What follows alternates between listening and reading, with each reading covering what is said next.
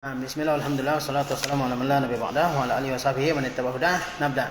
Ya, tema pelajaran hadis adalah tentang an-nasihah, yaitu memberi nasihat. Nanti dijelaskan apa itu nasihat ya. Adapun bunyi hadisnya dari Abu Ruqayyah Tamim Ibn Aus Ad-Dari radhiyallahu taala anhu bahwa Nabi SAW bersabda, "Ad-dinu an-nasihah." Ya. Qulna liman? Qala lillahi wa li kitabihi wa li rasulihi wali a'immatil muslimina wa ammatihim. Ya, dari Abu Ruqayyah Tamim Ibn Aus Ad-Dari radhiyallahu taala anhu bahwa Nabi SAW bersabda, ad-dinu an-nasiha. Agama itu adalah nasihat. Agama itu adalah nasihat. Qulna, kami lalu bertanya, ya, para sahabat maksudnya di sini. Kami di sini maksudnya para sahabat. Liman? Nasihat bagi siapa? Qala Rasulullah SAW menjawab, lillahi, bagi Allah, wali kitabihi, bagi kitabnya, wali rasulihi, bagi rasulnya, wali a'immatil muslimin, bagi para imam kaum muslimin, wa ammatihim, dan bagi kaum muslimin secara umum ya. Diriwayatkan oleh Imam Muslim rahimahullah taala. Ad-dinu an-nasiha. Qulna liman? Qala lillahi wali kitabihi wali rasulihi wali a'immatil muslimin wa ammatihim. Baik. Sekarang kita lihat biografi perawinya. Namanya adalah Tamim bin Aus bin Harisah. Dalam riwayat lain dikatakan bin Kharijah Ad-Dari radhiyallahu taala anhu. Jadi nama perawi hadis ini adalah siapa? Tamim bin Aus bin Harisah. Atau dalam riwayat lain namanya adalah Kharijah, ya. Tamim bin Aus bin Harisah atau Tamim bin Aus bin Kharijah Ad-Dari, ya, radhiyallahu taala anhu. Sahabat Nabi sallallahu alaihi wasallam, ya. Nama panggilannya adalah Abu Ruqayyah. Nama kunyahnya ya adalah Abu Ruqayyah. Kunyah yaitu nama panggilan yang diawali oleh Abu atau Ummu, ya. Abu Ruqayyah, Ummu Ruqayyah misalnya. Itu namanya kunyah. Namanya apa? Kunyah dalam bahasa Arab, ya. Taib. Taib, nama kunyahnya adalah Abu Ruqayyah. Abu Ruqayyah. Kemudian kehidupan dan keutamaannya. Sebelumnya dia penganut agama Nasrani. Jadi Tamim bin Aus Ad-Dari, ya, dia dari Palestina. Dia dari Palestina, ya, zaman sekarang. Nah, dia sebelum menganut agama Islam, dia adalah penganut agama Nasrani, ya. Kemudian memeluk agama Islam. Kemudian dia memeluk agama Islam. Dia pernah mengabarkan kepada Nabi SAW beberapa berita. Di antaranya adalah tentang Al-Masih Dajjal. Dia pernah mengabarkan kepada Nabi SAW tentang berita. Di antaranya adalah tentang Al-Masih Dajjal. Dalam Sahih Muslim ada, ya. Maka Nabi SAW pun menceritakan tentang Dajjal di atas mimbar. Ya, ternyata apa yang diceritakan oleh Tamim bin Aus Ad-Dari tentang Dajjal sama dengan apa yang diceritakan oleh Nabi SAW kepada para sahabat, ya. Nah, kemudian kita lihat, bukalah kitab Sahih Muslim bab kisah Al-Jassasah atau sumber-sumber rujukan lainnya untuk mengetahui kisah ini. Dalam Sahih Muslim itu ada tentang kisah Al-Jassasah, ya. Kisah apa? Al-Jassasah, ceritanya panjang, ya. Dalam kitab Al-Fitan wa Asyratu As-Sa'ah, Al-Fitan wa Asyrati Sa'ah, yaitu kitab tentang fitnah-fitnah, dan fitnah maksudnya huru-hara yang terjadi menjelang hari kiamat, wa Asyrat Sa'ah, dan tanda-tanda hari kiamat, ya. Nah, di situ ada babu qisatil jassasah, bab tentang kisah Al-Jassasah, ya. Nah, mau dibacakan kisahnya, ya. Coba kita lihat kisahnya dalam Sahih Muslim, ya. Nah,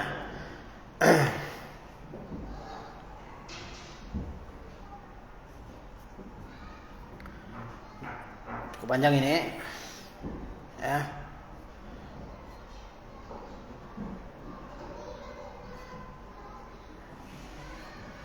Yaitu anna Rasulullah SAW qa'ada 'alal mimbar. Rasulullah SAW pernah duduk di atas mimbarnya. Faqala ayyuhan nas haddatsani Tamimud Dari. Wahai sekalian manusia, kata Rasulullah, Tamim Ad-Dari telah menceritakan kepadaku, anna unasan min qaumihi kanu fil bahar fi safinatin lahum. Ada orang-orang dari kaumnya, ya, Tamim Ad-Dari ini, mereka berlayar di laut, ya, di kapal milik mereka. Fankasarat bihim, maka kapal mereka pecah. Faraqiba ba'dhum ala lawhin min alwahis safinah. Lalu sebagian mereka menaiki salah satu papan dari papan-papan kapal tersebut.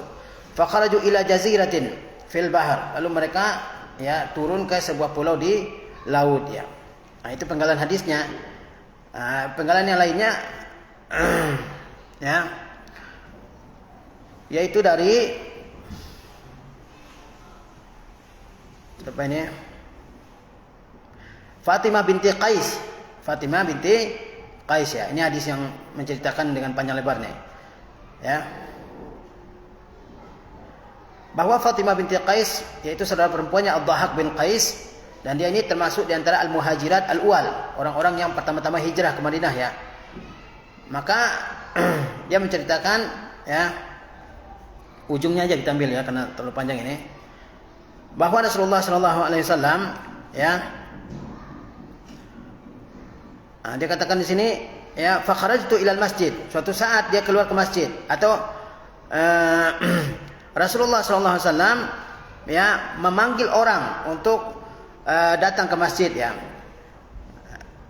Kata dia, falamman qadat iddati, setelah selesai iddahku karena dia bercerai dengan suaminya yang sebelumnya, sami'tu nida'al munadi. Lalu saya dengar ada orang yang memanggil, yaitu orang yang memanggil untuk mendatangi salat berjamaah di masjid Nabi ya. Fa kharajtu ilal masjid, maka kata Fatimah binti Qais, saya keluar menuju masjid. Fa sallaitu ma'a Rasulillah, maka saya salat bersama Rasulullah SAW ya. Fa kuntu fi saffin nisa'i allati tali zuhural qaum. Saya itu berada di saf pertama perempuan, kata dia. Falamma qada Rasulullah SAW salatahu jalasa 'alal mimbar wa huwa yadhhab. Ketika selesai salat, Rasulullah duduk di atas mimbarnya sambil tersenyum. Faqala, Rasulullah lalu bersabda, liyalzam kullu insanin musallahu. Hendaklah setiap orang tetap di tempat dia salat. Summa qala, kemudian Rasulullah bersabda, atadruna lima jama'tukum? Tahu enggak kalian kenapa saya kumpulkan kalian? Ya, karena Rasulullah suruh setiap orang duduk di tempat duduknya setelah salat ya. Kenapa saya kumpulkan kalian? Tahu enggak sebabnya? Kata Rasulullah SAW. Ya. Qala inni wallahi ma jama'tukum li raghbatin wala li rahbah. Saya tidak kumpulkan kalian karena ada sesuatu yang ingin saya beri atau karena ingin memperingatkan kalian. Ya.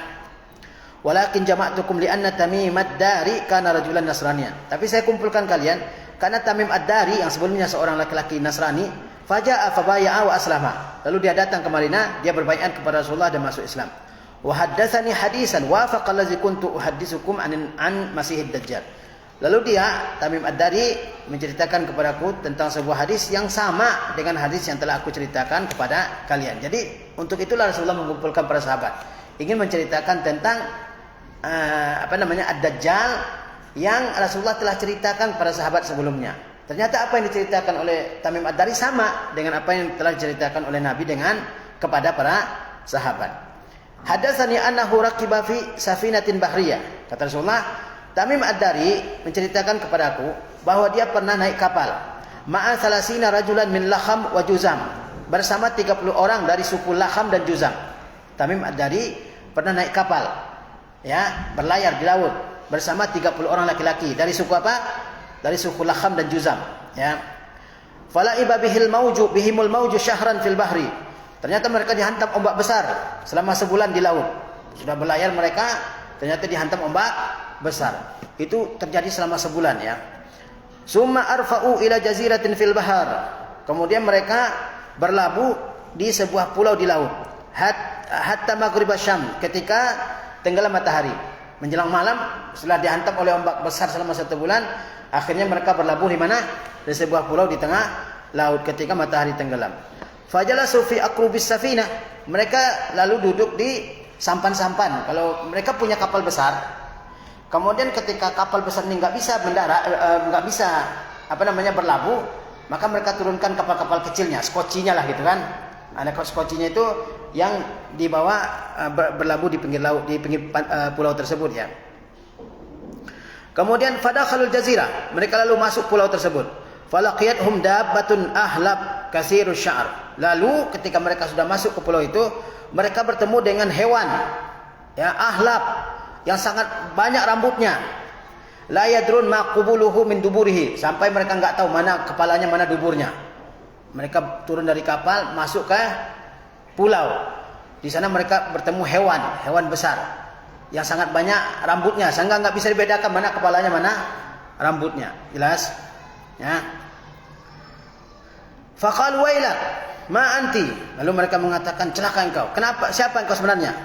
Mereka bertanya ke hewan tersebut. Hewan itu bisa ngomong. Faqalat anal jassasa.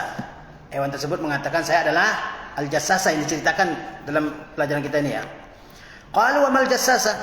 Mereka ya teman-temannya Tamim Ad-Dari itu bertanya lagi, wa mal jassasa, siapa itu al-jassasa? Qalat ayyuhal qaum, kata al-jassasa tersebut, hewan ini ya, hewan yang sangat banyak bulunya. Ayyuhal qaum intaliqu ila hadzal rajul fid dair. Wahai kaum, pergilah kalian kepada lelaki ini yang ada di sebuah ad-dair. Ad-dair itu tempat ibadahnya orang Nasrani. Jadi disuruh pergi. Dia tidak memberitahu siapa dirinya, hewan tersebut tidak memberitahu siapa dirinya sebenarnya.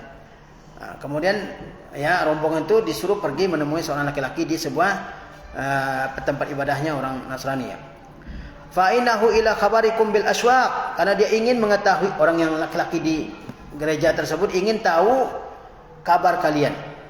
Qala lamma sammat lana rajulan fariqna minha an takuna syaitana. Ketika dia sebutkan ketika hewan itu sebutkan nama seseorang kepada kami takut kalau hewan tersebut adalah setan. Kata Tamim Ad-Dari apa? Dia sebutkan seseorang kepada kami takut kalau yang hewan tersebut adalah apa? Setannya. Fantalaqna sira'a hatta dakhalna dair. Kami berangkat dengan cepat hingga kami bisa masuk ke gereja tersebut. Fa iza fihi a'zamu insanin ra'aynahu qattu khalqan wa ashadduhu withaqan majmu'atun yadahu ila unuqihi ma baina rukbatayhi ila ka'bayhi bil hadid. Nah, ternyata di gereja itu ada apa? Dia bilang di gereja itu kita ketemu manusia yang paling besar yang pernah kami lihat. Ya, manusia paling besar yang pernah kami lihat ya. Wa ashadduhu withaqan, paling kencang ikatannya, diikat. Dia dalam gereja itu dia ketemu seorang laki-laki yang besar tubuhnya. Belum pernah dilihat orang sebesar itu sebelumnya, jelas. Dan diikat dengan sangat kuat. Majmu'atun yadahu ila unuqihi. Kedua tangannya diikat ke lehernya. Ya. Ma baina rukbatayhi ila ka'bayhi bil hadid. Antara lututnya dengan kedua mata kakinya diikat dengan besi. Ya. Jadi tangannya diikat ke lehernya, kemudian lututnya ya sampai ke mana? Sampai ke mata kakinya diikat dengan besi. Qulna wailak, man anta? Kami bertanya, ya, man anta? Siapa kamu? Ya. Qala qad qadartum ala khabari, ya. Kalian sudah bisa mengetahui beritaku, kata orang tersebut. Fa akhbiruni ma antum. Kata laki-laki itu yang diikat itu, kabarkan kepada aku, siapa kalian? Qalu nahnu unasu minal Arab. Ya, kata Tamim Ad-Dari dan teman-temannya, kami ini adalah orang-orang dari kalangan Arab. Raqibna fi safinatin bahriyah. Kami berlayar di laut. Fasadafnal bahra hinna qtalam. Kami temui laut ketika sedang berombak ya. Fala ibabinal mauju syahran.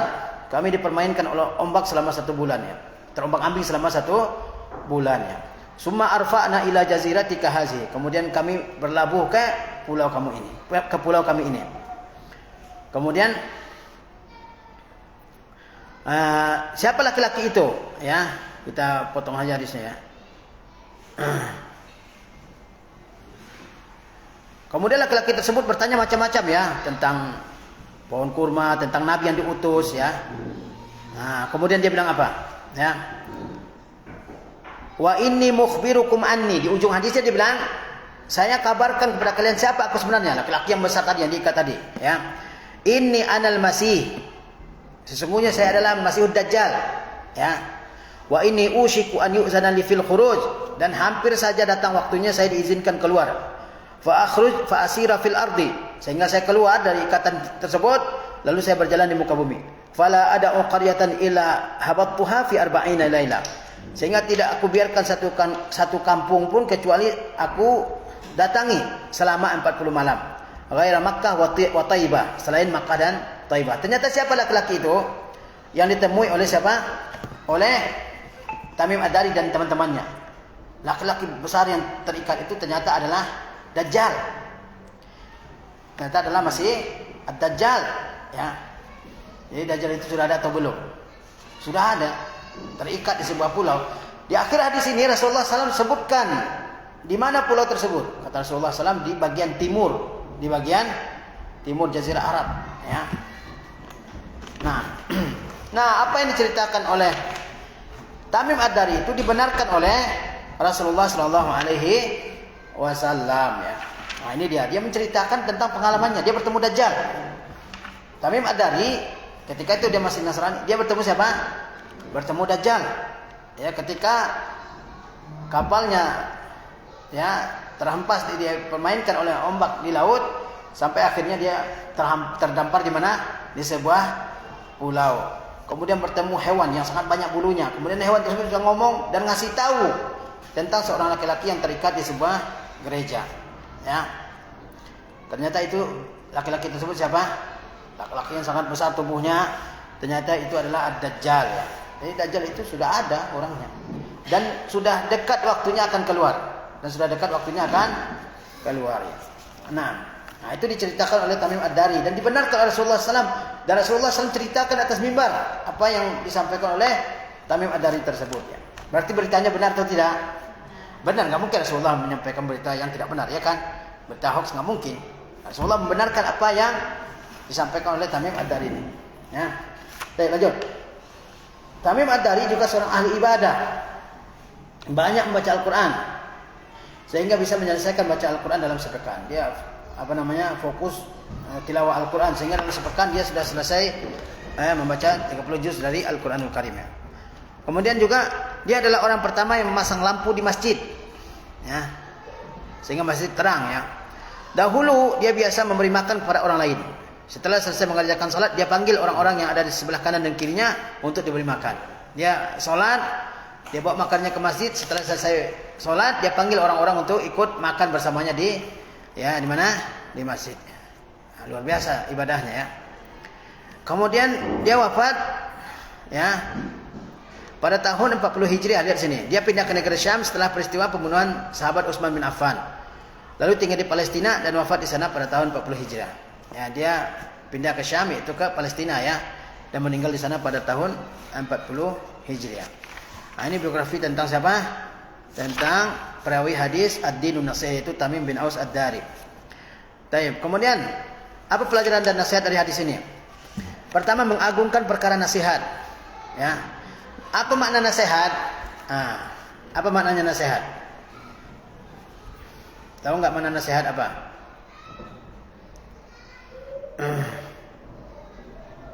An-nasiha. Apa makna an-nasiha?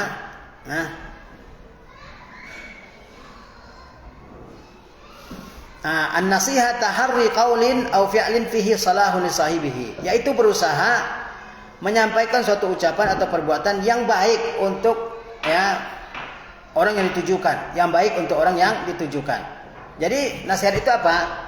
Yaitu berusaha menyampaikan suatu ucapan atau suatu tindakan yang baik bagi orang yang dinasihati. Yang baik bagi orang yang dinasihati. Kata-kata yang baik bagi orang yang dinasihati atau perbuatan yang baik bagi orang yang dinasihati. Ya, itu namanya an-nasiha ya. Jelas nih? Au taharli ikhlasil wuddi lahu, atau berusaha memurnikan kecintaan kepadanya. Ya. Orang beri nasihat itu karena dia benar-benar cinta kepada orang yang diberi nasihat, ya kan? Kalau kita nggak cinta kepada orang yang diberi nasihat, ya kita nggak mau ngasih nasihat, biarin aja, ya kan? Biarin aja dia celaka. Kita mau memberi nasihat karena apa? Coba. Karena cinta yang murni untuk orang yang diberi nasihat. Seperti orang tua ngasih nasihat ke anaknya, karena dia benar-benar cinta ke anaknya, ya kan? Nah. Walhasil inna nasiha hiya iradatul khairi lil mansihi lahu. Kesimpulannya, nasihat itu adalah keinginan memberikan sesuatu yang baik kepada yang dinasihati. Kesimpulannya apa? Apa makna nasihat? Keinginan untuk memberikan sesuatu yang baik kepada orang yang dinasihati. Catat itu. Keinginan untuk memberikan sesuatu yang baik kepada orang yang dinasihati. Ya. Keinginan untuk memberikan sesuatu yang baik untuk orang yang dinasihati. Seperti orang tua menasihati anaknya karena dia ingin anaknya baik, ya kan? Guru menasihati muridnya karena dia ingin muridnya ini baik, jadi orang yang benar dalam hidupnya. Ustaz menasihati jamaahnya, dia ingin jamaahnya jadi orang baik. Nah, jadi an-nasiha itu maknanya adalah apa tadi? Yaitu keinginan untuk memberikan sesuatu yang baik bagi orang yang dinasehati, ya. Jelas ini? Apa maksud nasihat bagi Allah? Nanti ada penjelasannya ya. Nah, mengagungkan perkara nasihat, seakan-akan agama ini seluruhnya berisi nasihat. Karena kata Rasulullah apa? Ad-dinun nasihat, agama itu adalah nasihat semuanya. Ya. Seakan-akan agama ini semuanya berisi nasihat. Paham nih? Kenapa demikian? Kenapa Rasulullah menyebut bahwa agama adalah nasihat? Karena nasihat itu sangat penting artinya, ya, sangat besar ya kedudukannya dalam agama kita. Sebagaimana Rasulullah mengatakan al-hajju arafah, haji itu adalah arafah. Apakah rukun haji hanya wukuf di arafah? Tidak. Tapi wukuf di arafah itu rukun haji terpenting.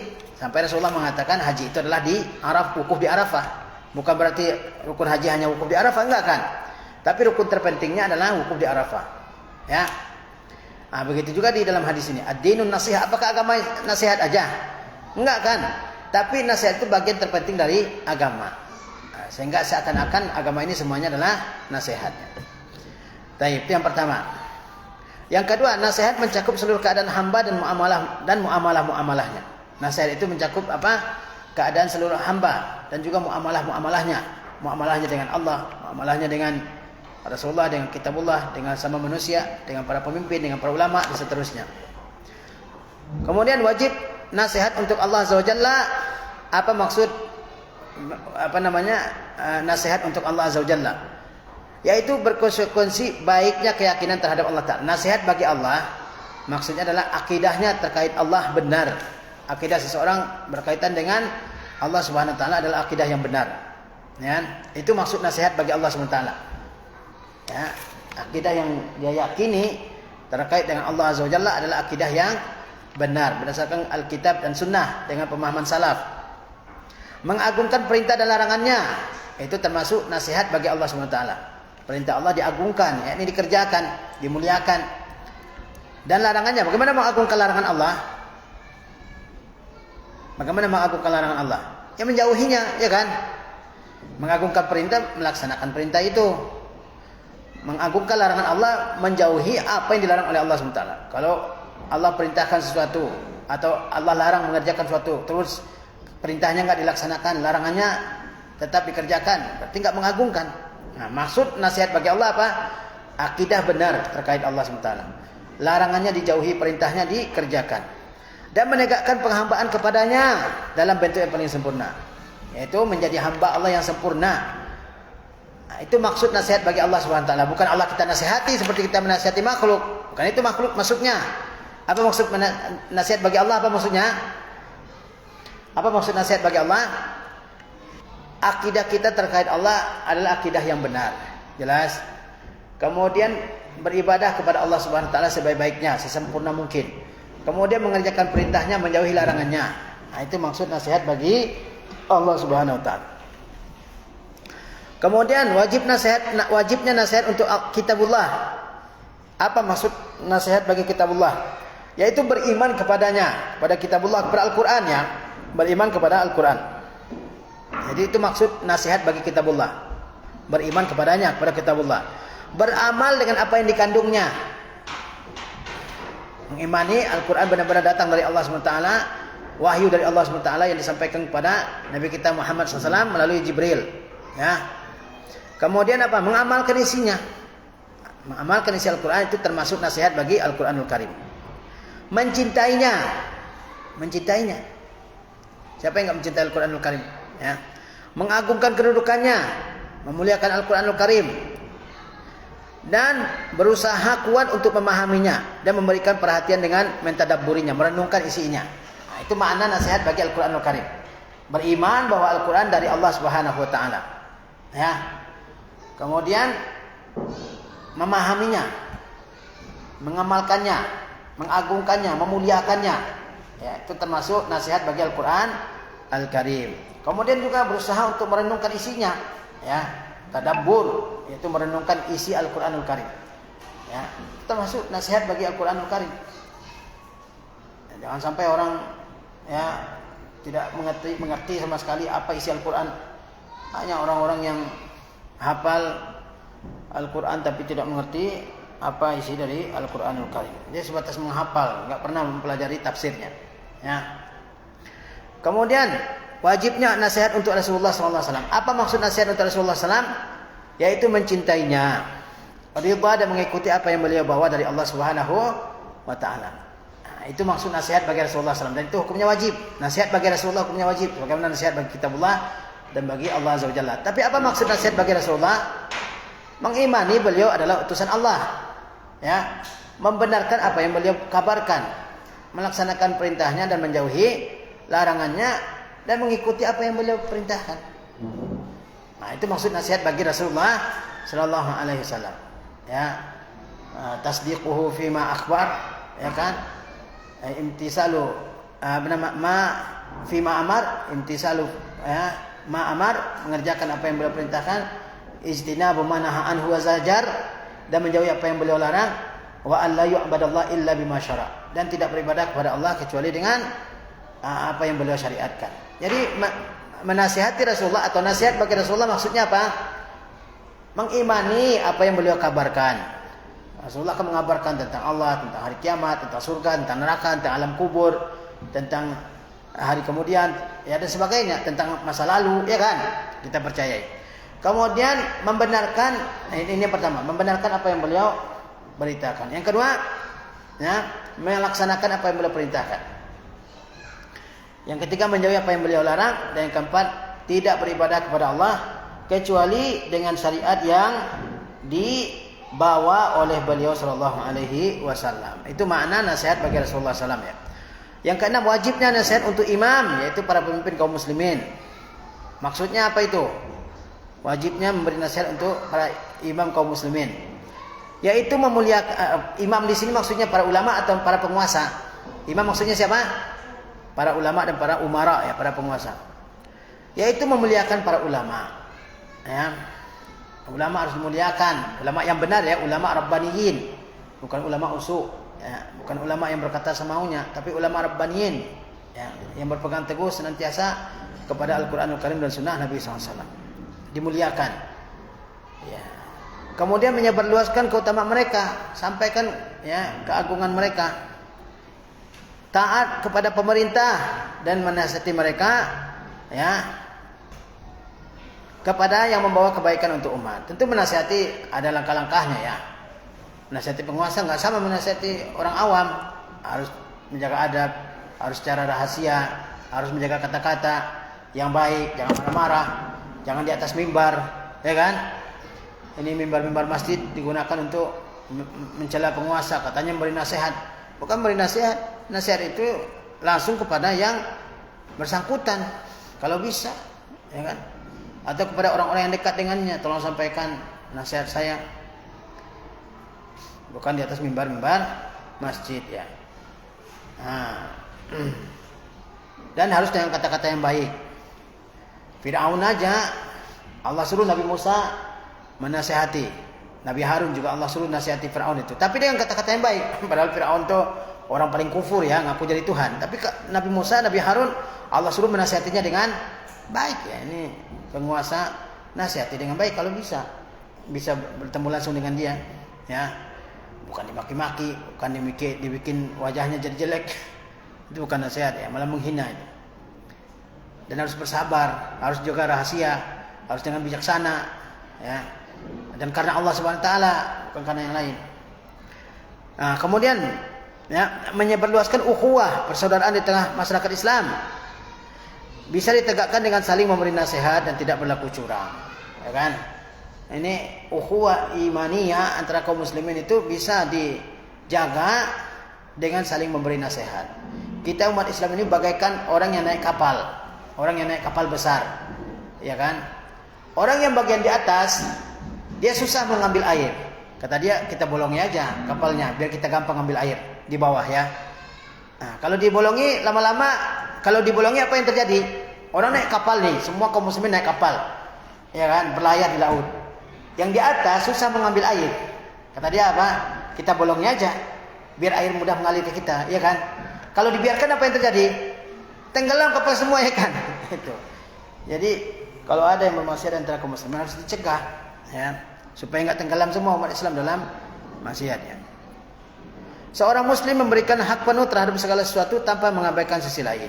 Nah, jadi orang muslim itu dia menunaikan hak Allah, hak Rasulullah, hak kaum muslimin, hak dirinya dan sebagainya ya, tanpa mengabaikan yang lainnya. Nah, jadi jangan orang hanya baik kepada Allah dengan ibadahnya, tapi ya kepada sama manusia enggak. Ya. Ibadahnya rajin tapi kepada sama makhluk hubungannya jelek. Ini enggak benar. Yang benar apa? Ibadahnya kepada Allah benar, kepada makhluk juga dia berbuat baik ya. Di antara karakteristik masyarakat Islam adalah mereka merupakan masyarakat yang saling memberikan nasihat satu dengan yang lain. Ya. Orang Islam itu saling memberi nasihat. Wa tawasau bil haqqi wa tawasau bis sabr. Saling memberi nasihat ya, dalam kebenaran dan saling memberi nasihat dalam kesabaran. Jangan kalau ada orang nasihat kita diam. Kalau kita enggak bisa cegah, pergi dari situ. Ya kan, supaya enggak tertimpa kepada kita musibahnya atau maksiatnya itu. Ya. Jangan diam. Ya, jangan diam, tapi harus diberikan nasihat semampu kita. Kalau bisa kita cegah dengan tangan kita cegah dengan tangan. Kalau enggak dengan lisan, kalau tidak dengan hati kita dan menjauhi tempat tersebut ya. Jangan diam. Yang ke-10 dianjurkan untuk bertanya untuk perjelas pernyataan yang global dan rumit. Rasulullah menjelaskan dalam hadis ini agama nasihat. Kan belum rinci kan, nasihat buat apa? Kemudian para sahabat bertanya, nasihat bagi siapa wahai Rasulullah SAW? Ya, baik, nanti kita lanjutkan ya.